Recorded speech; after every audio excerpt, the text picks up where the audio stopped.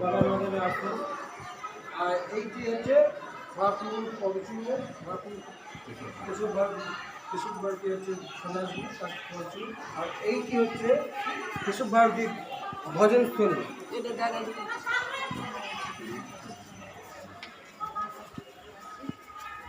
এইটি হচ্ছে কেশব ভারতীর ভজনস্থলী, আগে পর্ণকুটির ছিল, এখন এটা রয়েছে।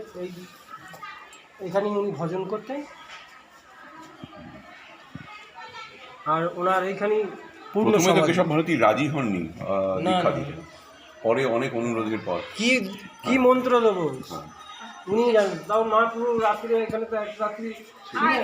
তা উনি আমি কাল রাতে এক স্বপ্নে মন্দিরে শুনেছি এই মন্ত্র। কি মন্ত্র কি মন্ত্র মন্দির কে কার আমরা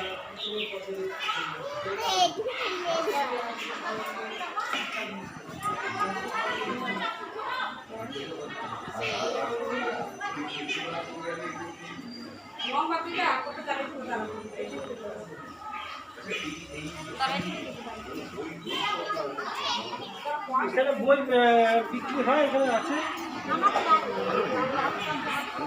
এইসব লেখকরা লিখছে। আর পুরনো যেসব লেখকদের সেসব বই এখানে পাওয়া যাবে না, পাওয়া যাবে না। ওটাতে